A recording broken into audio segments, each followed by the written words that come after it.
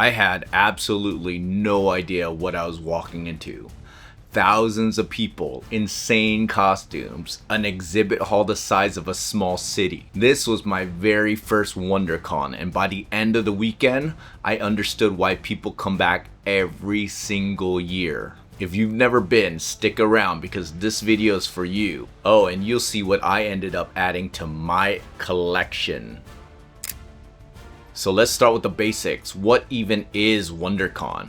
If you heard of San Diego Comic-Con, WonderCon is its slightly smaller sibling.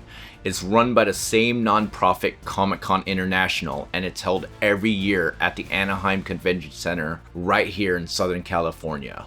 Think of it as the full Comic-Con experience. Panels, some celebrity guests, a massive exhibit hall, artist alley, cosplay competitions, but on a scale that's actually manageable for a human being. San Diego Comic-Con sells out months in advance. This is assuming you can get your hands on a pricey ticket and then you're fighting 130,000 people for everything.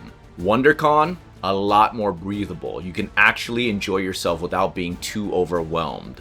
I went as a total first timer and I'm gonna walk you through everything. What it looks like, what to do, what to eat, and what I wish I knew before I showed up. Alright, let's talk logistics because this is the stuff nobody tells you and you end up asking Batman the moment you get there. The convention is held at the Anaheim Convention Center, which is right next to Disneyland, so the area is very easy to find and navigate. I'm not far away, so I ended up driving and got there by 10 a.m. on Friday, day 1. If you're driving, heads up, parking at the venue runs $25 with card. Be aware, on the second day, which was Saturday, I arrived a little bit later at around 11 a.m. Parking on this Saturday was $53. But on the positive side, the parking structure is right next to the convention center. So if you end up buying a lot of good stuff, you can always drop it off in your car, then head back in. Badge pickup was easy for me. I bought a 3-day early bird special well in advance.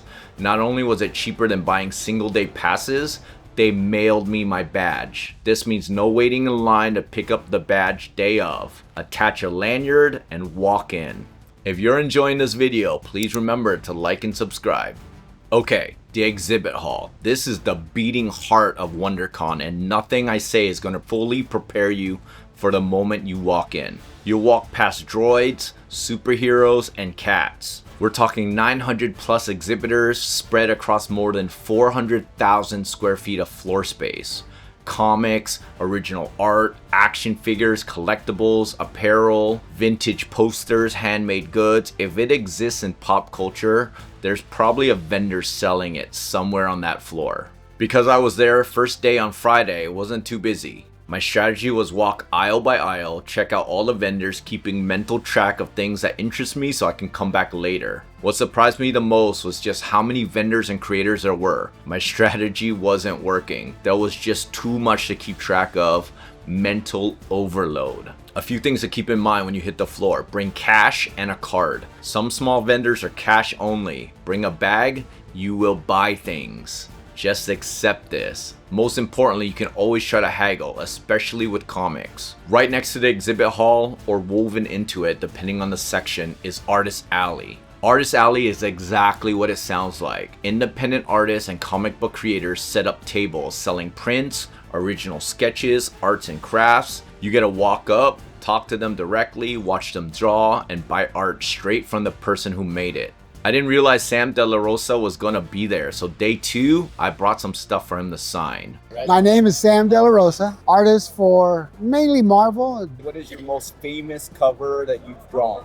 Well, it just happens to be the Venom Lethal Protector #1. That's famous all over the world. That is my favorite. He's signing my stuff right now. He is such an interesting character, you know, visually. He's got size, he's got muscles, he's got these, you know, long, sharp teeth, claws. He's got that iconic, you know, spider symbol. That's all you need, you know? All right, I got it. It's looking really good. Can't wait to bring it home. All right, I'm in line at the CGC booth to get my comic that I just got signed, sent for grading. Wish me luck. Hopefully it gets a good score. I'm here and these guys are so helpful. If you're ever at a convention, just come in. There you go. What's your name, man? I'm Gabe. Gabe. Come see Gabe. and he wants to pick up a Venom #1, so, you know. The staff at CGC were great in helping with my first submission. Fingers crossed, hopefully it comes back with a high score. There is also a gaming section. It's split into 2 really cool experiences. The first is the Indie and Tabletop Game Showcase, where actual game designers and developers are sitting right there at the table, ready to teach you how to play their newest games. They'll walk through the rules, play a round or 2 with you, answer every question you may have. The second side of the gaming area is pure nostalgia. Classic games you can just sit down and play with other attendees.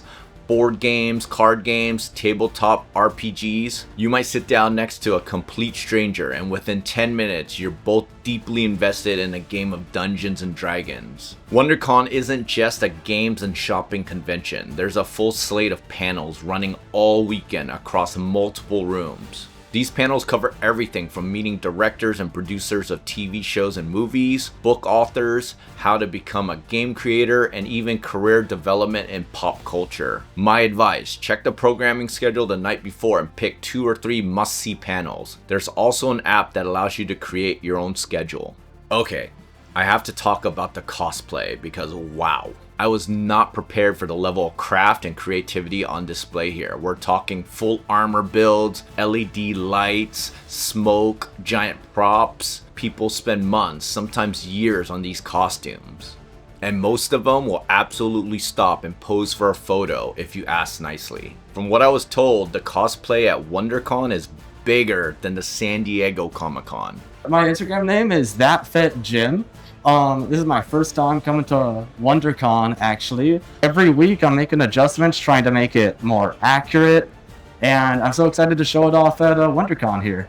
Been coming to WonderCon for about 12 years now. Been doing Batman every single year, and yeah, it's quite hot in here, and it doesn't take long to put this on. It's just once it's on, it kind of sucks. But you know, we do this for the hobby, so as you can see over here on your left, these are all my friends here, and you know, we all come in like a theme, so it's a lot of fun. And if you're into competitive cosplay, Saturday night is the masquerade. Cosplayers compete on stage for prizes. Let's talk about food, because hunger can hit fast, especially if you've been walking for hours. Outside the convention center, there were food trucks set up. Options like burgers, sushi, hot dogs, tacos, and pizza. The lines vary, truck to truck.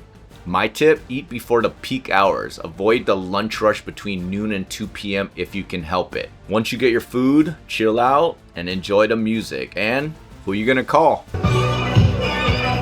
Inside, there are concession style options too. But as with any convention center food, expect to pay convention center prices. I can't stress this enough. Take breaks. The convention is massive. Find a seat. They have tables outside and inside on the exhibit floor. Rest your feet, grab some water. You'll enjoy the rest of your day a lot more if you pace yourself. Alright, this is the section I wish existed before I went. Here are my first timer tips for WonderCon. 1. Wear comfortable shoes. No exceptions. You are going to be walking miles on concrete. Do not learn this the hard way. 2. Plan your priorities the night before. Look at the schedule. Pick your must-do panels and must-see areas and build loosely around those. When you're having fun, time flies, so make sure you're checking your watch so you don't miss any of those must-do items. 3. Bring a reusable bag. You will buy things. The vendors will give you things. You need somewhere to put them all. 4. Budget ahead of time. It is very easy to spend way more than you planned. Set a number and try to stick to it. 5. Ask before you photograph. Cosplayers are almost always happy to pose, but always ask first. It's convention etiquette and it goes a long way. 6. You don't need to do everything. Plus you can't. WonderCon has so much going on that FOMO is real, but trying to do it all will leave you exhausted. Pick what excites you most, focus on that, and sprinkle things in between. So was WonderCon worth it for a first timer? Honestly, I had a lot of fun chatting and meeting other attendees and vendors. Everyone was really helpful and nice. I can tell everyone just wanted to have a fun weekend. Whether you're a hardcore comics fan, a casual Marvel moviegoer, or you have kids who are into anime, toys, cards, WonderCon is genuinely a great time. And it's one of those events where you don't really understand the vibe until you're actually there. Oh, and that comic I picked up? This This classic Todd McFarlane Amazing Spider-Man 316. The first time Venom is on a cover of a comic. I'll definitely be back next year. Maybe one day go to the San Diego Comic-Con. I'd love to hear from you. Have you ever been to a WonderCon or any other con? Drop it in the comments below. If this video helped you, or you're planning on going next year, Hulk smash that like button. Maybe I'll see you there. Smash that Hulk. Smash that Hulk. I love supporting small businesses and sharing their stories. Go show them some love. Their info's in the description below. If I've earned your support, please consider subscribing. Drop a comment if you know a small business with a story worth sharing. In the meantime, check out one of these videos, or this one, to learn a bit more about me. See you in the next one.